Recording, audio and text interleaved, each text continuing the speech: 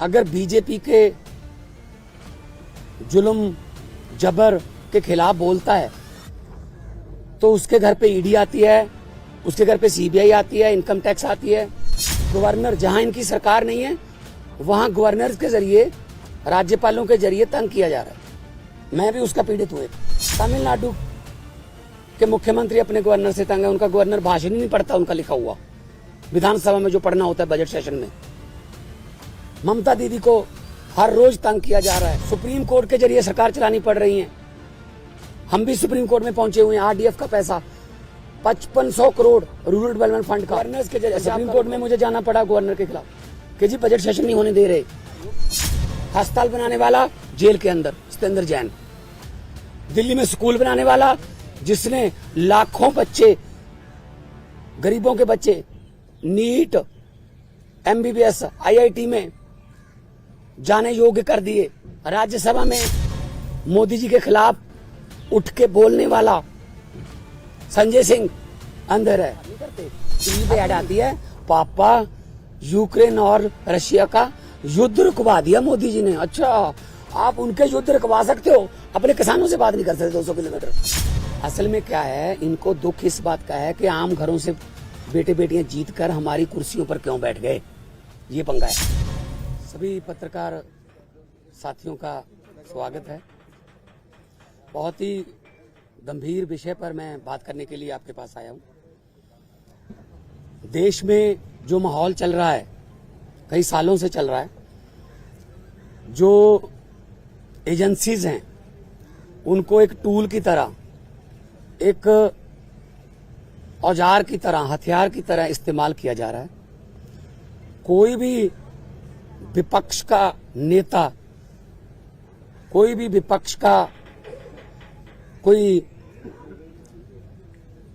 Leader अगर BJP के जुल्म जबर के खिलाफ बोलता है तो उसके घर पे ईडी आती है, उसके घर पे सीबीआई आती है, इनकम टैक्स आती है। और ये अनडिक्लेयर्ड इमरजेंसी की तरह देश के हालात हो गए हैं। ये बात आज मैं इसलिए कह रहा हूं कि यही बात आडवाणी जी ने कही थी कि अनडिक्लेयर्ड इमरजेंसी वाले हालात हो जाएंगे। तो आज हालात वही हैं। गवर्नर, जहां इनकी सरकार नहीं है वहां गवर्नर के जरिए, राज्यपालों के जरिए तंग किया जा रहा है।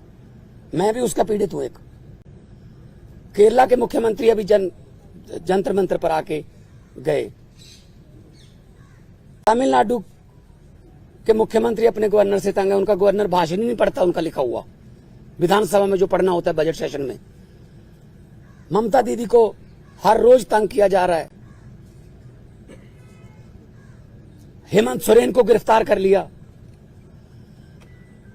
दिल्ली में अरविंद केजरीवाल साहब को जब भी कोई काम करते हैं एलजी टांग अड़ाता है बीच में। सुप्रीम कोर्ट के जरिए सरकार चलानी पड़ रही है। हम भी सुप्रीम कोर्ट में पहुंचे हुए हैं। आरडीएफ का पैसा 5500 करोड़ रूरल डेवलपमेंट फंड का पंजाब का रोका हुआ है। नेशनल हेल्थ मिशन का पैसा रोका हुआ है। 8000 करोड़ से ज्यादा पंजाब का पैसा रोक रखा है। हम कोई भीख थोड़ी मांगते हैं, वो हमारे टैक्स का पैसा है, पंजाब के लोगों का हिस्सा है, वो योगदान है। फिर गवर्नर्स के जरिए सुप्रीम कोर्ट में मुझे जाना पड़ा गवर्नर के खिलाफ कि जी बजट सेशन नहीं होने दे रहे। सुप्रीम कोर्ट में स्टालिन जी सुप्रीम कोर्ट में, केरला के मुख्यमंत्री सुप्रीम कोर्ट में, अरविंद केजरीवाल जी, हर बात पे सुप्रीम कोर्ट में जाना पड़ रहा था। सुप्रीम कोर्ट के 5-0 के बेंच ने कहा सर्विसेज जो हैं वो अरविंद केजरीवाल जी के पास, सरकार के पास रहनी चाहिए। सुप्रीम कोर्ट का 5-0 का फैसला नहीं माना। उसी दिन ऑर्डिनेंस जारी करके कहते नहीं, अरविंद केजरीवाल को काम नहीं करने देंगे हम। क्या अस्पताल बनाने वाला, आज दिल्ली में अस्पताल बनाने वाला जिसने पूरे देश में हेल्थ क्रांति लेके आई, पैरासीटामोल की छोटी सी टैबलेट से लेके 40-50 लाख जो टेस्ट है फ्री हैं। आप लोग भी जाते होंगे, आपके रिश्तेदार, भगवान ना करे कोई ऐसी बीमारी हो।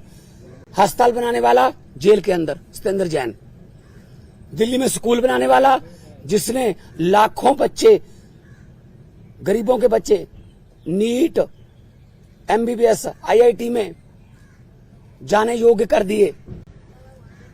मनीष सिसोदिया जेल के अंदर है। राज्यसभा में मोदी जी के खिलाफ उठ के बोलने वाला संजय सिंह अंदर है। अभी अरविंद केजरीवाल साहब को ले गए। मतलब मुझे समझ नहीं आती कि देश में लोकतंत्र है कहां है। टीवी पत्रकार कोई अगर ऐसी रिपोर्टिंग कर दे, पत्रकार को पकड़ के लेके जाते हैं। कोई यूट्यूबर के बारे में, कोई यूट्यूब वाला कोई बोल दे कुछ, उसके लिए कानून लेके आए, ये आपका कंटेंट जो है ये भड़काऊ है, हेट स्पीच माना जाएगा इसको। सबसे ज्यादा हेट स्पीच कौन देता है देश में? सबसे ज्यादा हेट स्पीच बीजेपी वाले देते हैं। गोली मारो, ये आतंकवादी हैं, इनको वोट दोगे तो आपके घरों में आएंगे। मतलब ये हेट स्पीच तो ये है ना। हम तो काम की राजनीति करते हैं, हम नाम की राजनीति नहीं करते। मैं पंजाब का 2 साल हो गए मुख्यमंत्री बने हुए।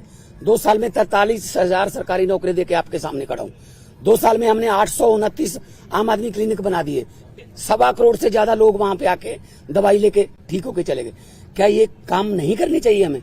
वो आम आदमी क्लिनिक को बंद कराने के लिए नेशनल हेल्थ मिशन का पैसा रोक रखा है। ये ना बनाओ जी। फिर 26 जनवरी की परेड में पंजाब की झांकी नहीं हुई। क्यों जी? आजादी में 80% योगदान हमारे बुजुर्गों का, हमारे पुरखों ने कुर्बानियां दी। और 15 अगस्त और 26 जनवरी आप पंजाब के बिना मना लोगे? कैसे मना लोगे? How dare you are. किसने, वो खोते कौन है शहीद भगत सिंह की झांकी को, जिसमें शहीद भगत सिंह, करतार सिंह सराभा, लाला लाजपत राय, मदन लाल ढींगरा, जलियांवाला बाग का कांड, जिसमें वो थे झांकी में, उनको रिजेक्ट करने वाले ये कौन होते हैं? ये भगत सिंह से बड़े हो गए जिन्होंने देश लेके दिया, अब उन्हीं के खिलाफ कर रहे हैं। मुझे तो ये शक है अगर इनका बस चले तो ये राष्ट्रीय गीत जन गण मन से पंजाब का नाम निकाल देंगे। अगर इनका बस चले तो इतनी नफरत करते हैं ये पंजाब को। और पंजाब वो है जो पूरे देश का पेट भी पालता है। 532 किलोमीटर हमारा बॉर्डर है पाकिस्तान के साथ। हमारे बेटे आज कारगिल से लेके पंजाब के लड़के खड़े हैं सीना तान के। कोई भी दुश्मन की तरफ से कोई गोली आती है सबसे पहले पंजाबियों का सीना है। तो ये इतना हमें नफरत करते हैं। अब अरविंद केजरीवाल ने क्या किया? हम कहते रहे कि ये गिरफ्तार करेंगे, बहाना ढूंढ रहे हैं। मुझे ये बता दीजिए टाइमिंग क्या है? ये क्या चाहते हैं? विपक्ष का कोई भी नेता इस इलेक्शन में चुनाव प्रचार ना कर पाए। ये इलेक्शन छीनना चाहते हैं। 3 दिन पहले रशिया में क्या हुआ? 88% वोट पुतिन। 2030 तक, आगे 40 तक भी जाएगा। और वो 12% है, वो खराब हुई वोट है, उनके खिलाफ नहीं वोट डाल सकता कोई। तो ये भी तो पुतिन के रास्ते पर ही चल रहे हैं। फिर ये डिक्टेटरशिप है। आप रात को 8 बजे आ जाओ घर, 9 बजे तक सर्च करते रहो, उसके बाद ले जाओ, फिर देखते हैं बाद में रिमांड मांगेंगे, ये करेंगे वो करेंगे। अरे एक देशभक्त बंदा है वो। अगर पैसे कमाने होते, IRS ऑफिसर है Arvind Kejriwal, commissioner income tax का, उनकी पत्नी भी IRS commissioner Indian revenue service में। पैसे कमाने होते तो अपनी अच्छी भली नौकरी क्यों छोड़ते? तो इनको यही लगता रहता है कि हमारी तरह सारे ही, देखो साधु को सभी लोग साधु लगते हैं, चोर को सब चोर लगते हैं। इनके इलेक्ट्रिक बॉन्ड का क्या हुआ? 8,000 करोड़ के आसपास जब इलेक्ट्रिक बॉन्ड निकले हैं, कहते वो तो चंदा है। अच्छा, अगर कोई अच्छे काम करे कहते नहीं तेरा धंधा है। अभी मैं परिवार से मिलके आया हूं, बेटा और बेटी हैं, आगे के एग्जाम देने हैं उन्होंने, किसी मिलने जाना है, कोई किताबें सिलेबस की, उनको बाहर नहीं निकलने दे रहे। रिश्तेदारों के फोन आ रहे हैं, ये पुलिस से परमिशन लेनी पड़ रही है कि सर प्लीज इनको भेज दो अंदर। नहीं जी, 2 बंदों को ही भेजेंगे, ये 4 हैं। हद है। बच्चों का क्या कसूर है जी? उनकी पत्नी का क्या कसूर है जी? तो ये सब कोई इनका किसी, मुझे ये बता दीजिए किसकी मानते हैं ये? सुप्रीम कोर्ट की मानते हैं? नहीं मानते। इलेक्शन कमीशन की मानते हैं? नहीं मानते। सीबीआई की मानते हैं? नहीं मानते। नीति आयोग की मानते हैं? नहीं मानते। ये तो कमाल है, मतलब मैं ही मैं, हर जगह मैं ही मैं। सो ये बहुत ही निंदनीय है। आम आदमी पार्टी अब छोटी पार्टी नहीं है, 10 साल में राष्ट्रीय पार्टी बन गई।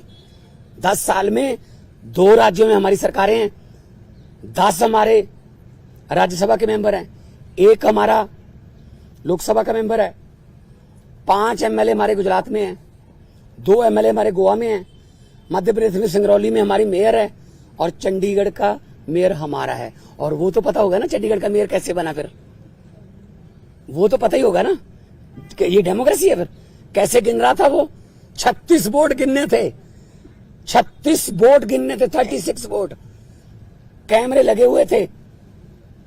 कैसे गिन रहा था? ऐसे वोट देख के। जब सुप्रीम कोर्ट गए तो जस्टिस साहब ने कहा कि दिखाइए कहां है वोट। ये वो 8 के 8 वोट उन्होंने वैलिड करार दिए। और पहली बार हुआ है जुडिशियल हिस्ट्री में कि कोई मेयर का नाम सुप्रीम कोर्ट ने जारी कर दिया कि ये मेयर होगा। तो अगर 36 वोट में से 8 वोट खराब कर दिए, मतलब ऑलमोस्ट 25%। मुझे इस बात का कोई हैरानी या खुशी नहीं है कि हमारा मेयर बन गया। मुझे इस बात की बहुत चिंता है कि 36 वोट में से 8 खराब कर दिए। अभी 4 जून को 92 करोड़ वोट गिने जाएंगे। उनमें क्या करेंगे? ये वोट कहीं डलता है, जाता कहीं और है, जीतता कोई और है। ये इन्होंने इलेक्शन को ऐसे समझ रखा है जैसे बस अब हमारा ही काम है। हम कहते रहे, पिछली बार भी अरविंद केजरीवाल जी ने कहा था कि अगर ये आ गए ये संविधान बदल देंगे। और बाबा साहब का, डॉक्टर भीमराव अंबेडकर जी का संविधान बचाना है। अभी जो देश में चल रहा है पूरी दुनिया देख रही है, उसको सबको पता है। लेकिन ऐसे किसी पड़ोसी या किसी विदेशी राष्ट्रपति से कहलवा लेना कि you are the most famous prime minister of the world. और अभी किसानों की समस्या थी, हरियाणा के बॉर्डर पे रोक लिया। पत्रकारों ने मुझसे पूछा, मैंने कहा जी, वो कहते हैं दिल्ली क्यों आते हैं किसान? मैंने कहा जी मोदी जी दिल्ली क्यों आए फिर अहमदाबाद छोड़ के? कहते जीत के आए हैं। मैंने कहा जो जहां जीत के आएंगे वो देश का राज करने के लिए, तो वहीं पे आएगा सारा देश। उनको दिल्ली क्यों नहीं आने देते? मैं लाहौर भेजूं उनको? लाहौर से ज्यादा तारें लगा दी थी। लाहौर वाले बॉर्डर पे पाकिस्तान ने तार नहीं लगाई हुई, हमारे वालों ने लगाई हुई है। उनको क्या जरूरत है? कहते अपनी तरफ लगा लो। तो ये किसानों की समस्या तो हल नहीं करते। टीवी पे ऐड आती है, पापा यूक्रेन और रशिया का युद्ध रुकवा दिया मोदी जी ने। अच्छा, आप उनके युद्ध रुकवा सकते हो, अपने किसानों से बात नहीं कर सकते 200 किलोमीटर? कमाल है, हद है। ये डेमोक्रेसी नहीं है। मैं आपके जरिए, आपके टीवी कैमरों के जरिए करोड़ों लोगों को ये कहना चाहता हूं, आम आदमी पार्टी जो है वो चट्टान की तरह अरविंद केजरीवाल जी के साथ खड़ी है। अरविंद केजरीवाल को तो गिरफ्तार कर लोगे, उसकी सोच को कैसे गिरफ्तार करोगे? अरविंद केजरीवाल एक व्यक्ति नहीं है, अरविंद केजरीवाल एक सोच है। हम चट्टान की तरह उनके साथ, मैं भी अपना काम छोड़ के आया उनके लिए। उन्होंने जब दिया न्योता पूरे देश को कि अच्छी राजनीति करने के लिए मुझे अच्छे बंदे चाहिए, तो मेरे जैसे लोग, अगर मैं आर्टिस्ट था, फेमस आर्टिस्ट था, मुझे क्या जरूरत थी? मुझे भी बीच बीच में गालियां देते रहते हैं, बीजेपी वाले गालियां देते रहे, कांग्रेस। मतलब असल में क्या है, इनको दुख इस बात का है कि आम घरों से बेटे बेटियां जीत कर हमारी कुर्सियों पर क्यों बैठ गए। ये पंगा है।